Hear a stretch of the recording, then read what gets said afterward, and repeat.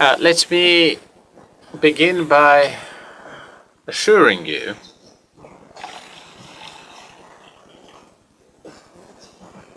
and I will say a few words about Andrey, not because he has authored this fine book, but because I correspond with him every 3 to 4 days, and I always ask him to send me the texts which I have not had the opportunity to come across when reading the press. So I read him. I'm an avid reader of Andrey Kolesnikov. We belong to different generations, but this view of the world, this very conscious and rational perception, and most importantly, the quality and the capacity to express through language the cultural imagery which Andrey confides to the reader in every text that he writes. And the text that he writes is not just an ad hoc brief, but rather a text to remain in the history of letters. So it is a matter of not just trading in ideas, but rather encompassing the important subjects. Andrey's writing is to tell the world that Russia still has very prominent penmen who make Russian journalism stand in parity with the rest of the world.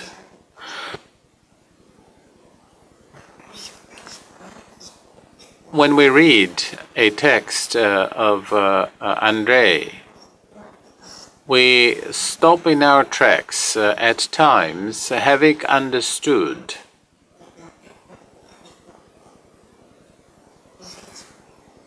the position of the author, and the position of the author as he looks upon the world. There is this space of room for humanism, for common sense, great knowledge of the historical and associative line, the poetry or the lyric part, and all coming together into this essence of a journalist, of a very well-educated, cultured individuality with a humanitarian and humane view of the world. One who understands the importance of the modern state, but never sacrificing or questioning the importance of an individuality, all emanating from this perception of the unicity of man. So he departs in his texts from this legacy of the Enlightenment, the legacy of the Age of Reason, where a human matters to an absolute degree, and everything coming from the state, which is what we are bound to live in, but the state is there to create an environment which is safe and dignified. This is what we see in Andrey's texts, books and articles, his papers, and when Andrey sends me his text in 3 to 4 days after it has been published, we may well see this and become respectful members of his readership. He is a close friend. He has become our close friend through his writings.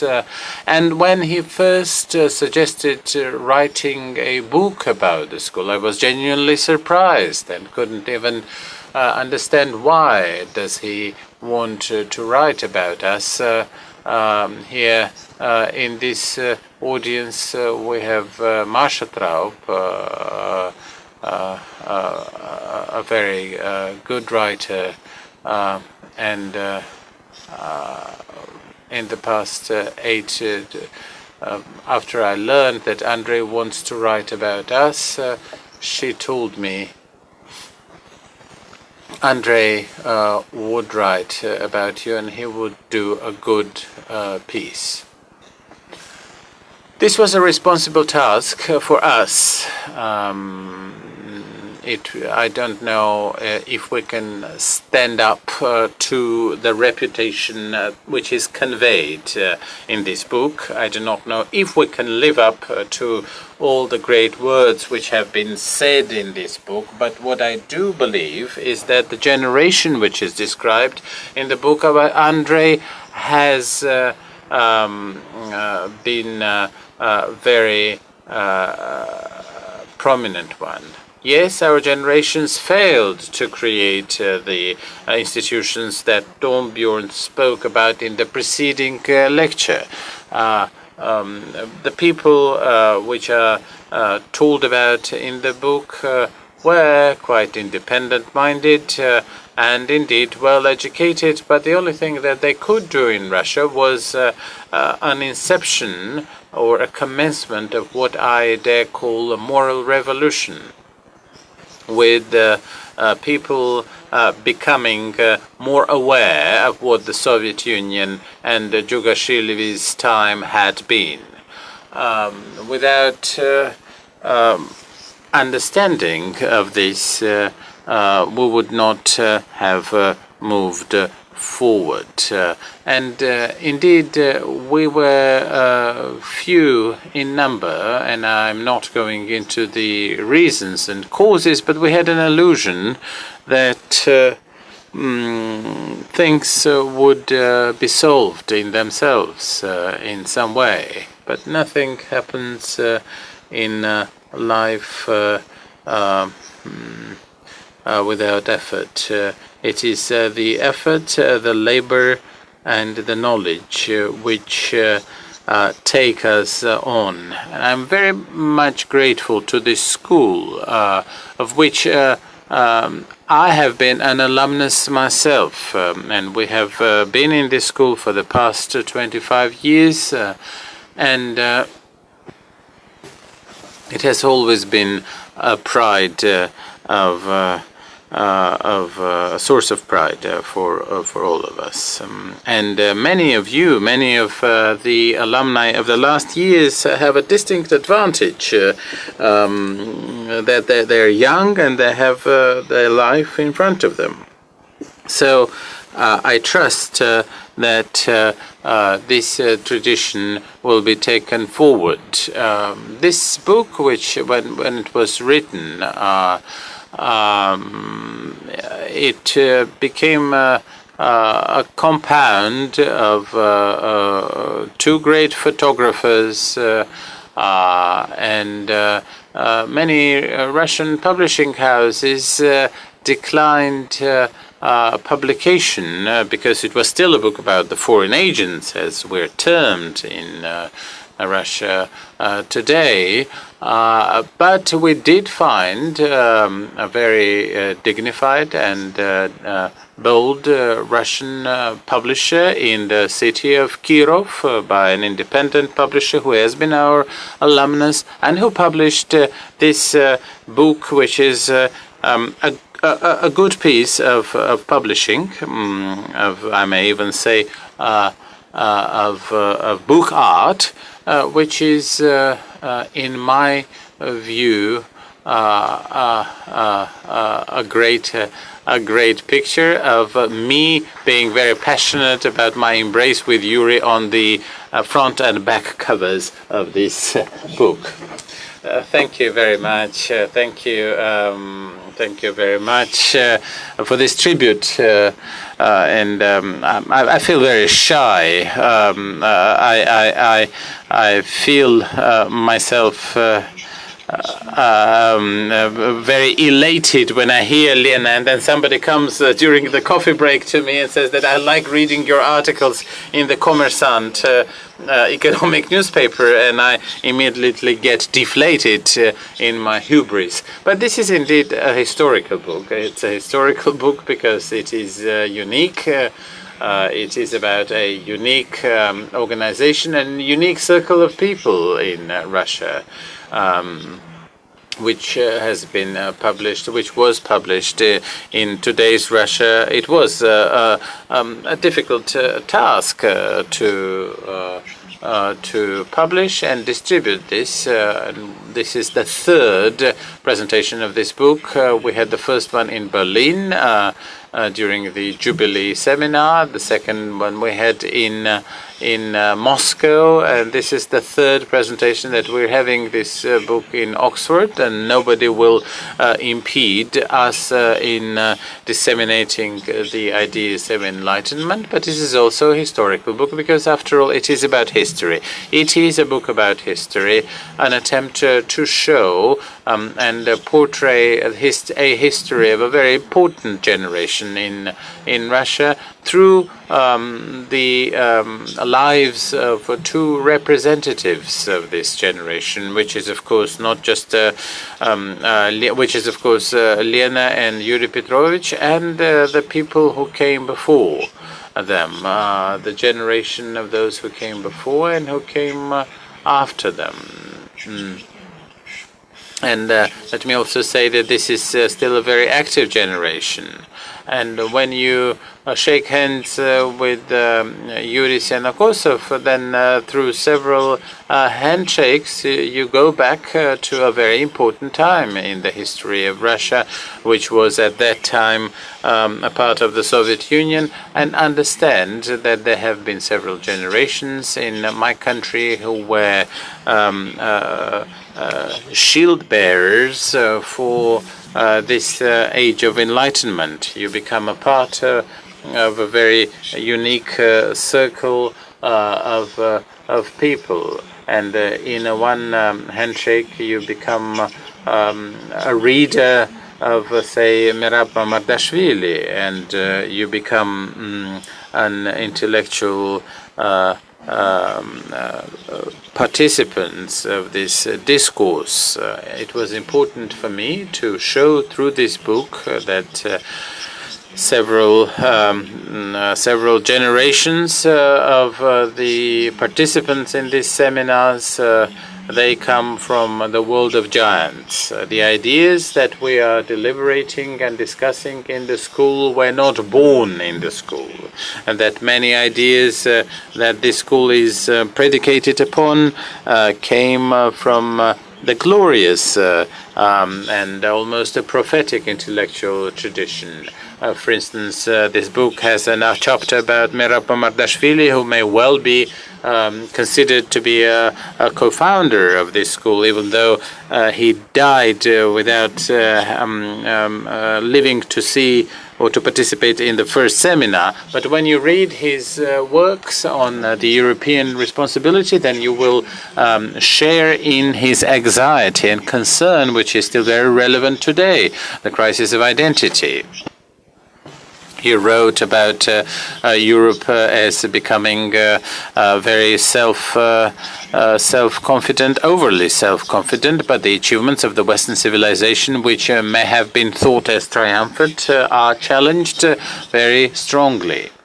He wrote about these things in the 1980s, and he said, Mamardashvili said that unless Europe takes every effort to be reborn in this tradition of enlightenment and liberalism, then we would be in for a surprise. We would be in for a trouble, and this is something that we have seen in Europe, and we see what Mamardashvili was so prophetic to foretell in the 1980s. Or if we take another very important person for Yuri Petrovich Senokosov and Lena Nemirovskaya, Vladimir Kormer, their great friend. And if we read his article about the so-called double consciousness of intelligentsia and quasi-culture, the article written in 1969, we will also see that this is a prophetic article, which describes the traditional temptations of the Russian intelligentsia, and the temptations which are still relevant today. The temptation that Kormer called the temptation of the thaw.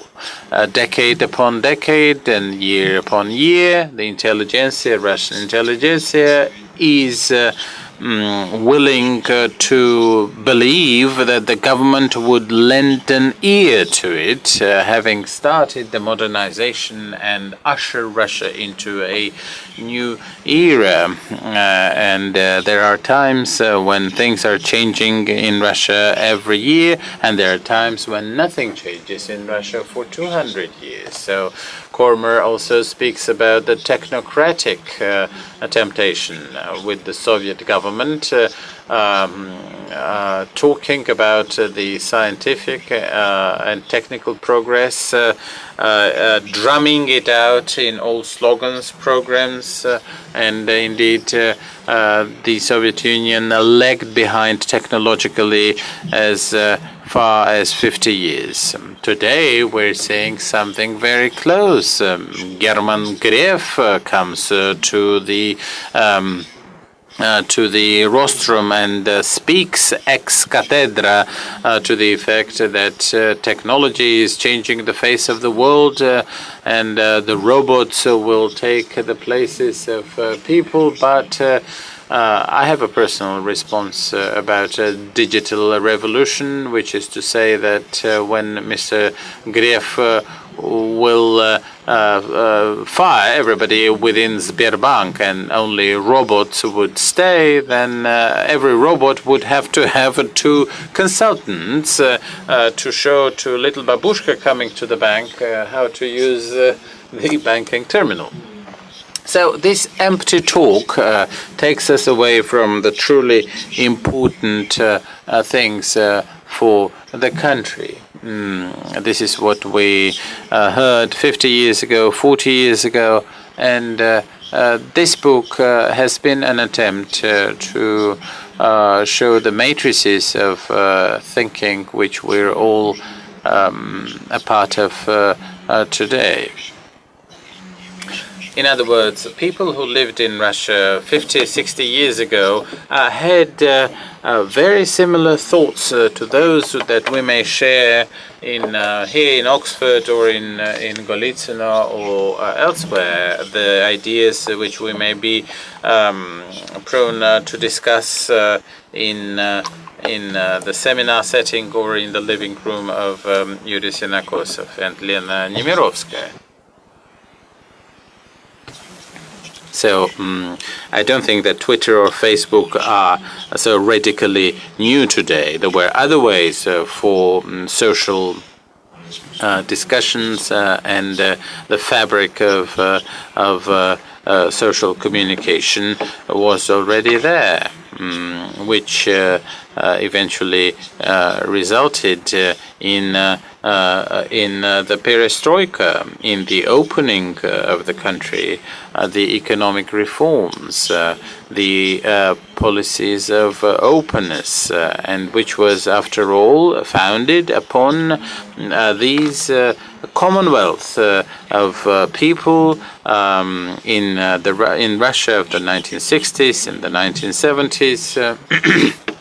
I wrote a lot about the so-called generation of the dissidents, and I still have a great acquaintance who is over 80 now.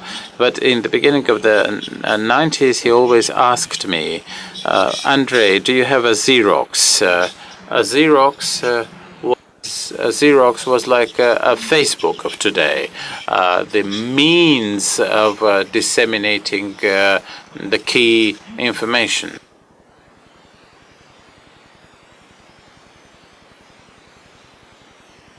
And this was important for the environment, for creating this intellectual milieu. So, in a way, this book is about resistance, which never stops. A resistance to the state, which is seeking to encroach upon privacy, and private lives being quite inefficient at the same time. Yeah.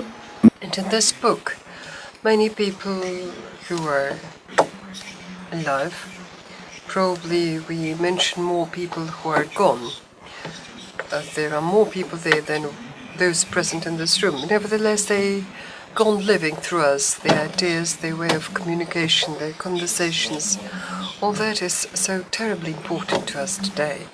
And through this book, I try to include these conversations in the context of today. Because otherwise we're losing soil under our feet.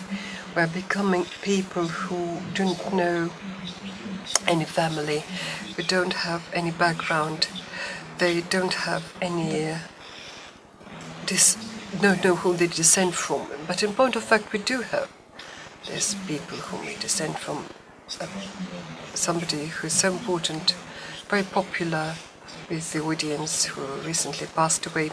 Some of you may have, as a student of the school, may have heard him, because we can see here faces who have been long with the school.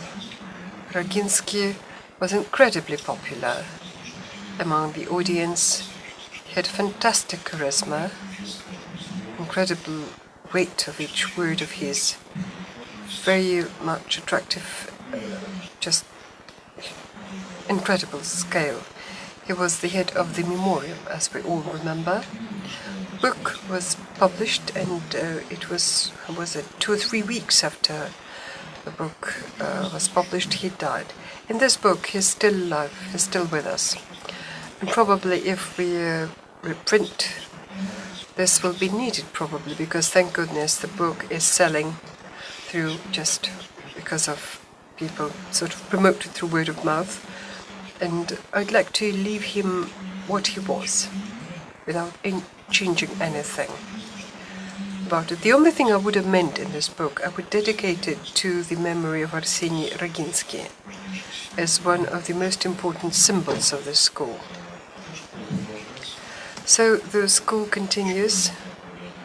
Another important metaphor for me is a falling stone, that this stone falls into the water, and we see these circles, sort of these waves produces on the water. So they would do without. I suppose I would stop here on this, stopping about these ripples on the water. Well, I apologize for not saying it first.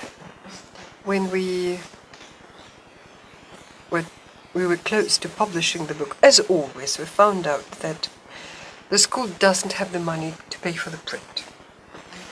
Marina Skorikova, you all must have spoken to her by internet, and Nastya is here with us, and our colleagues. just appealed to our audience, and very fast they just raised the money from the school alumni, and the book was published. They paid for the print. The amount is not that big as they would have charged us in Moscow, but nevertheless, whatever. In 3 weeks, it took 3 weeks to raise the money, and this is this book with us. And I would like to thank, here we have Natasha. This is she and her husband. They made this contribution, the largest contribution they made. Natasha is from Ukraine. We are proud that we have such tender and close links. And thank you.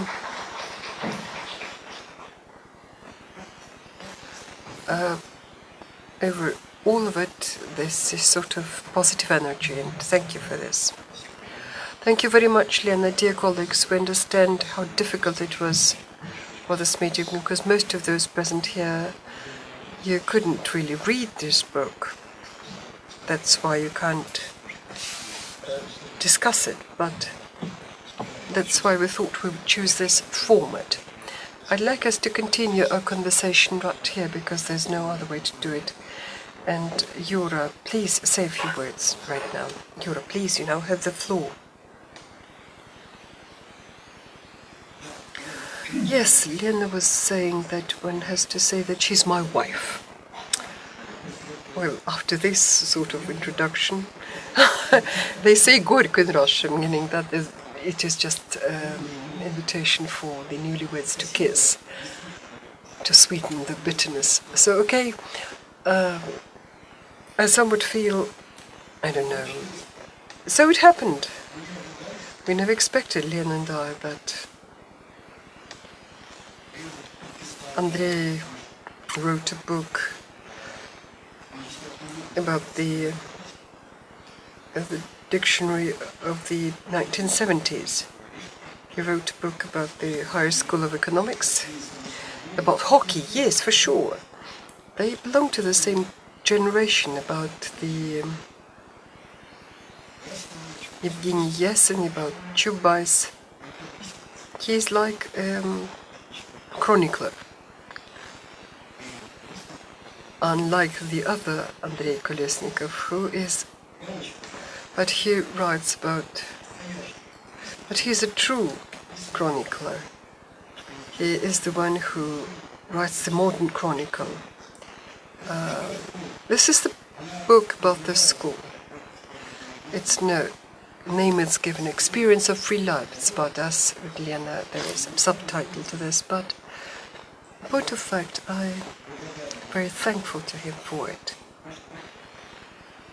Because, yes, we did something, some efforts we made to create this school, especially we were creating it and we were discussing its creation back with Mirab Momardashvili and with Father Alexander Min, our close friends. But regrettably, in the year when we had the first, it was not the first seminar that the school held, when we just planned to hold it in London University in December 1990. I don't remember. It was not quite the seminar. Although, yes, you might call it a seminar. At that time, that seminar, it was supposed to be Mirab Momardashvili and Father Alexander Min were both supposed to report, but one of them was murdered in September 1990, Father Alexander Min. And in 2 months, Mirab also, one might say, was killed, because on his way back from America, he spent the night with us. He was ill. And we took him to the airport. And when boarding was announced, it was not a good time in Georgia. The situation was very tense. He stood in line, and the Georgian who stood behind him, who flew to Tbilisi, to his country, he just shouted on him and was saying something, some nasty things to him. And Mirab, his heart, he had a weak heart. and he died because of heart attack. And our seminar took place without them, but we had Andrey Smirnov with us, director. We had Lyova Aninsky, our close friend. They were pleasant people, nice people. And this gave rise to it all. Then it was followed by a meeting in Switzerland. There's a small village there, Montreux, above Montreux. Oh yes, there is Caen, village of Caen, where the Swiss built back in the late 19th century a fantastic hotel for 500 guests, and beautiful hotel. And there after the war, it was literally in the late 1945, this hotel became the venue, and the government of Geneva donated it to the English. As far as I didn't know quite the story, but the English opened a center. They started a movement for moral armament, sort of disarmament, moral, and it was visited by the English and the British and the Germans and the French. Think of it, this horrible war, this rearmament. Those people, they didn't want to extend their hand to the Germans, didn't want to shake hands with the Germans. They gave a word to their family. They would never meet Germans, they would never talk to Germans, they would never travel to Germany. Psychologically, it was quite a difficult time for the Germans. And there is a fantastic interview with Carl Jung. I suppose it was broadcast on BBC when he was interviewed as a psychologist. What was his view for Germany in post-war times? How can it be accepted by the Europeans to whom they did so much, inflicted so much evil on them? So exactly at core, when Perestroika began, and when the events in Yugoslavia began, it just gave a second life to it. In Lyon and I, we were just amazed by the atmosphere. The English do it, they just were cleaning things. And at that, there were former deputies, MPs, former quite well-known people. And the grandson of Gandhi, whom we met there, was there. That was a surprising place. People would gather in groups and would talk and something's very close. They were not seminaries in our sense of the word, but that was all about communication. Communication for me, this is what man stands for. Because what is human about us, it is there when we are in communication with somebody else, and we try to find the right words so that we should be understood. This gives rise to this atmosphere.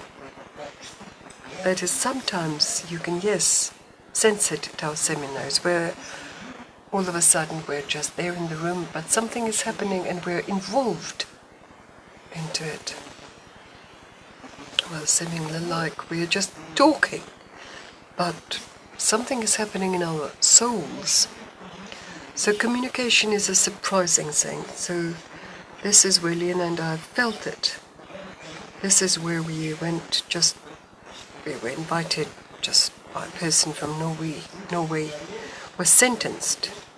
He's from Norway. He's a Norwegian from Oslo. He was arrested at the end of the war, sometime in April, and the Germans, and at that, on false accusation, a group of young people were arrested and were sentenced. And they were sentenced to be fired, and he was waiting to be fired. And he was saying that that was indeed, when you think of it, to find oneself in this situation. It was in May 1945. He was saying I was lying down and I just fell asleep in the morning. and I can feel that somebody touched me. And he said, and I heard a voice, "It will be all right." He said it was like Christ touched him. The war was over and they were set free on the very same day. He gave an oath never to be married. He dedicated his life to this movement of moral rearmament. This is the way he uses. And there were many people like this in that room. This organization is known, in Russian they translated a book on them. It is known as moral, yes, rearmament. They had people like this, and with these people we, not after, of course, the Second World War, but after Perestroika in 1990, we were privileged to meet them there. We traveled there, and I just moral lessons of Soviet history. I suggested the topic. We had some 20 people who would become an expert of this school. Wilhelm Kellner Karpinsky, Yuri Koryakin, Zhenya Barabanov, Yuta, Ghassan Gusseinov, Denis Dragonsky. From St. Petersburg there were several people, and we spent a week there. Those were unforgettable days. That was a remarkable place, and had good weather, and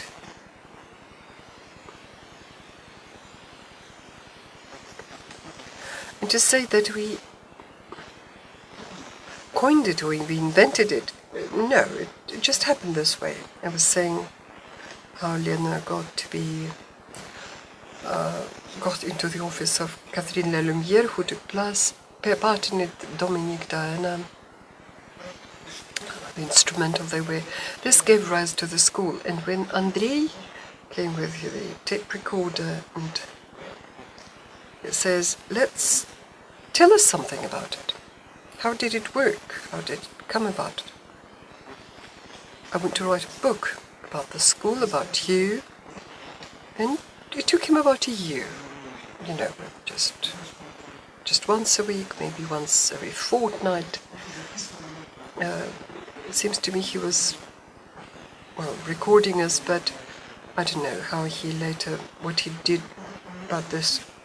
But what grew out of it was this book. It's a remarkable book, especially part 2, because it seems to me the most exciting thing about what he wrote about us.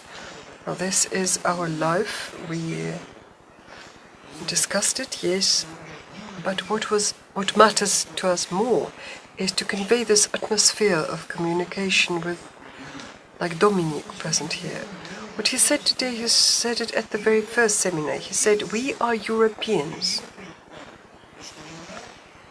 We traveled to your seminar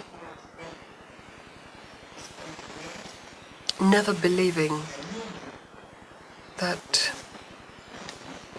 never hoping that we would understand each other. As the Russian saying says, you should eat a stone of salt with somebody before he should become your friend. And this only gives rise to, out of the feeling of partnership and friendship, because in this communication, this gives rise to our personality, individuality, our civic aspect. Well, this gave rise to us. This is how we were born in this book. And only words of gratitude to Andrey. Because he was not among the experts of the school. Before that, he maybe went a couple of times, but he didn't know in person those people back in the 1990s. He never met them, and he discusses it in this book. But we told him about these people, and And that book worked. It's about the school. It's hard to say goodbye to it. Yes, we lived 25 years, probably will never live another 25 years, but together with you, something would work out.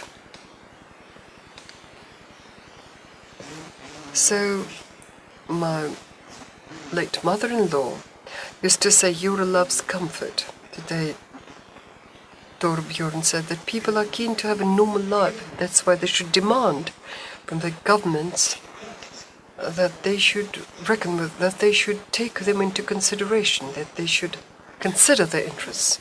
Now I get the better understanding when I told it to Andrey, I shared with him my biography. Yes, probably all my life I wanted to have a comfortable life. Live a comfortable life. What other life? What other normal life could be? It should be comfortable, free. And you need friends to be close by. So this book is about you. This book is about us. This book is about this time we live in. Thank you.